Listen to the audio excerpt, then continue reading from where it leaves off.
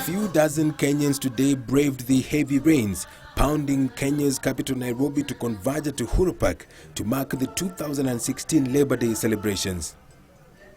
Despite the low turnout, for the first time in a long time, almost all the members of the cabinet graced the celebrations in the absence of the president. COTU Secretary General Francis Atwoli decried what he termed as a tendency by employers to outsource workers at the expense of the Kenyan youth. Decent job makes one a decent person.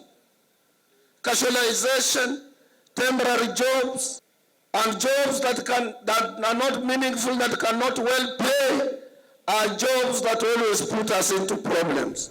Atwoli said corruption in government and private sectors is making Kenya lose over 600 billion shillings a year and called on President Uhuru Kenyatta to rein in on the vice. The recent shortfall in our revenue collection by the Kenya Revenue Authority is as a result of this form of concealed employment, where dubious and illegal employment agencies are hiring workers whose employment status cannot be traced to where they work, hence avoiding paying any revenues to the government, including pay as you earn. This even as President Uhuru Kenyatta said his government remains committed to improve the welfare of Kenyan workers. In a speech read on his behalf by Labour Cabinet Secretary Phylis Kandie, the president said the government is committed to creating employment for young people. I have recently signed the National Employment Authority Bill 2016 to coordinate and harmonize issues of employment in this country in order to deal with them effectively. And with the insecurity remaining a challenge for the country, Atwoli was of the opinion that private guards should be armed. Wakati wa Westgate, kama maaskari wetu watchmen wangelikuwa na bunduki, they would have minimized the damage that was caused. But the celebrations were to take a political dimension as Atwoli and nominated Member of Parliament Johnson Sakaja took a swipe at Nairobi Governor Evans Kidero for allegedly failing to execute his mandate to the people of Nairobi.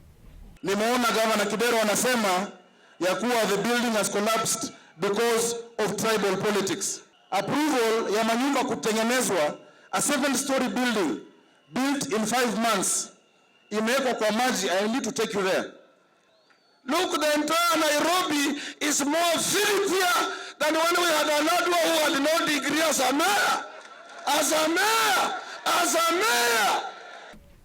The debate surrounding IEBC also featured prominently, with those in attendance divided on whether or not the electoral body should be disbanded and reconstituted. KOTU imesema haina imani, kanisa imesema haina imani, LSK imesema haina imani, wananchi wamesema hawana imani. Sasa IEBC iende nyumbani. Hata sisi hatutaki, lakini tufuate sheria. Leta mswada huko bunge, tuwatoe, tusikane tuone uchaguzi.